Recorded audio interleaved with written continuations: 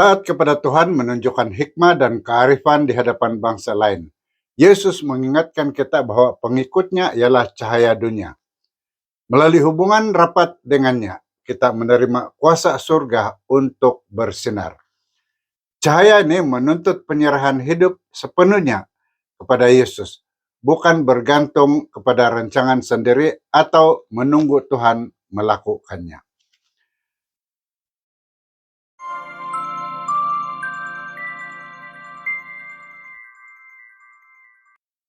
Halo, selamat kita bertemu kembali di channel Wahyu Pengharapan melalui segmen ringkasan pelajaran Alkitab, pelajaran sekolah Sabat, dan topik kajian untuk pelajaran yang kelima ini ialah bercahaya seperti lampu di waktu malam. Ayat hafalan kita diambil dari Filipi pasal 2 ayat 14 dan 15 yang berbunyi demikian. Dalam segala perbuatanmu, janganlah bersungut-sungut dan berbantah-bantah, supaya dirimu tidak beraib dan bersalah, dan kamu menjadi anak-anak Tuhan yang tidak bercela antara manusia. Dalam zaman yang penuh tipu daya dan perbuatan songsang, maka terserlahlah kamu seperti bintang dalam dunia. Hidup di dunia di mana hukum Tuhan sentiasa diinjak-injak.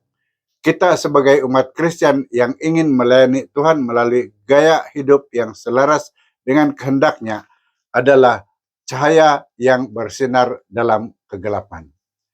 Kita mulakan ringkasan ini dengan topik yang pertama, yaitu hidup karya Tuhan. Dalam Filipi 2 ayat 13 kita baca, karena Allah yang bekerja dalam dirimu menyebabkan kamu berkehendak dan menjalankan kerja untuk keredaannya.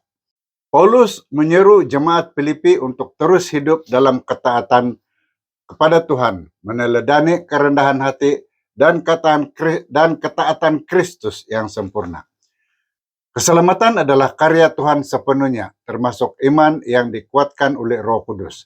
Perbuatan manusia tidak mampu menyelamatkan. Namun melalui kelahiran baru, Tuhan mengubahkan hidup kita, menyalakan kuasa untuk memilih yang benar dan menolak godaan.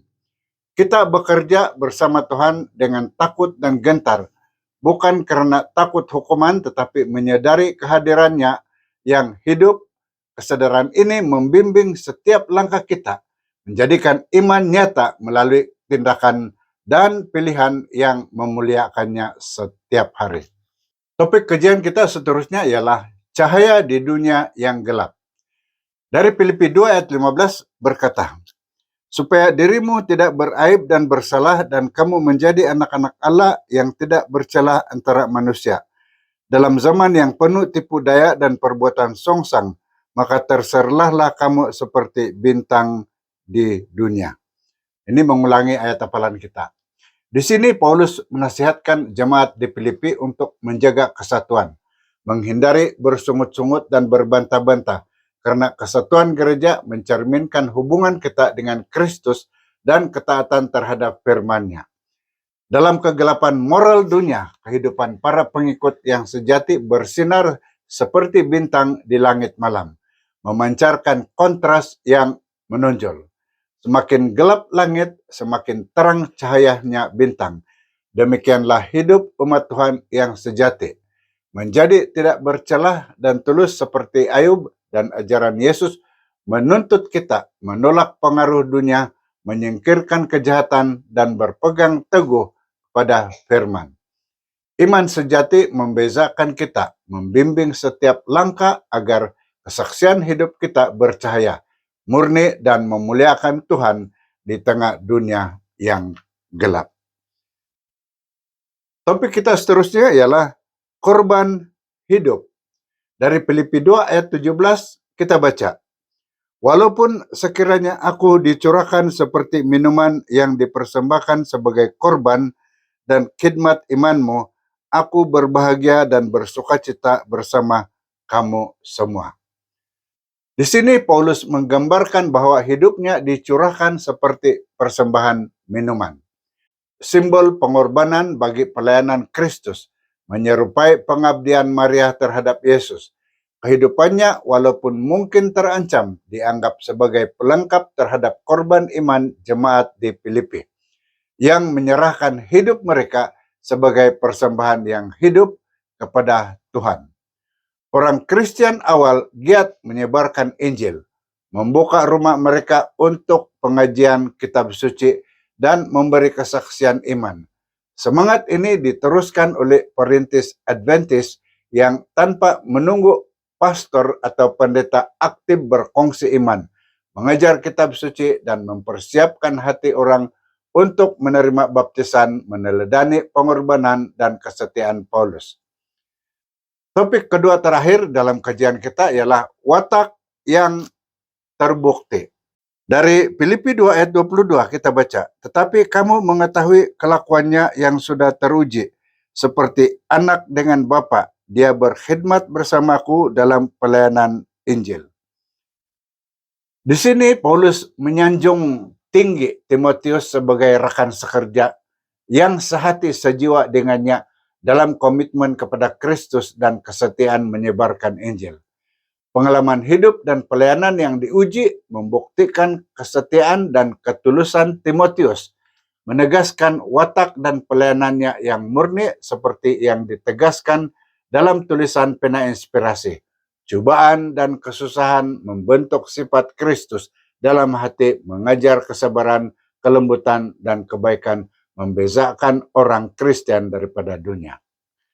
Timotius menjadi teladan kesetiaan dan ketekunan, menunjukkan bahwa iman yang diuji menghasilkan kekuatan dalaman dan kesaksian hidup yang bercahaya, menginspirasikan semua yang mengenalinya.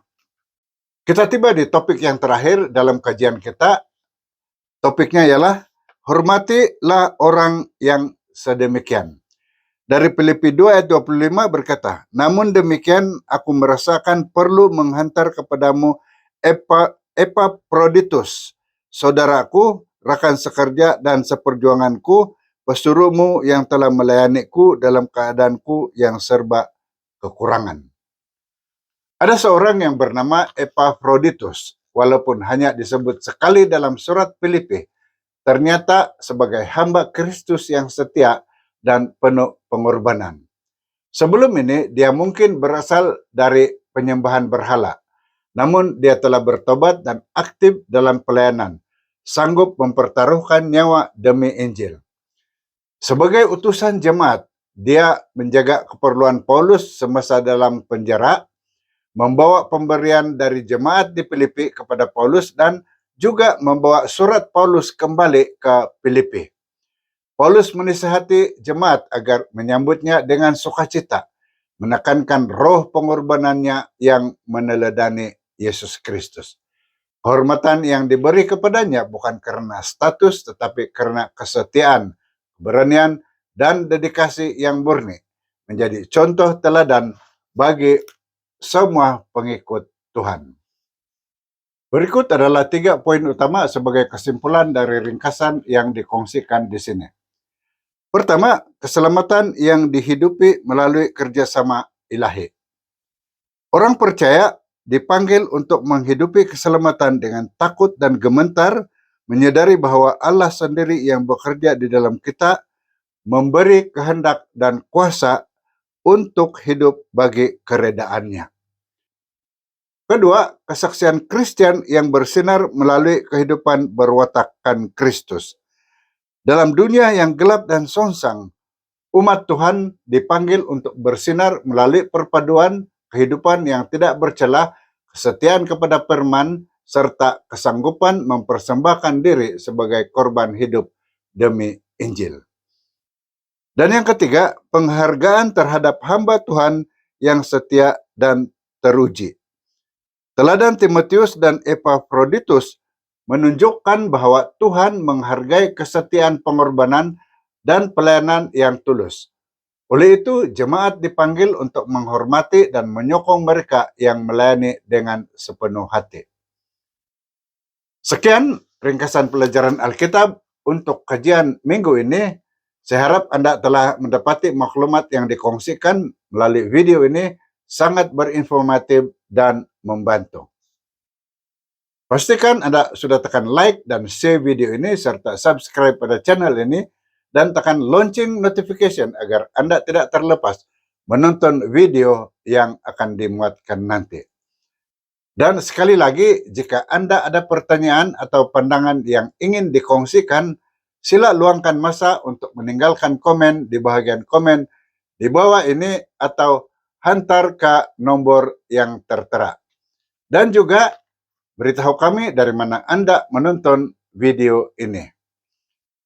Dan sila terus menonton pada video yang sedang dicadangkan di sini. Terima kasih karena menonton dan jumpa lagi di video akan datang. Tuhan memberkati Anda.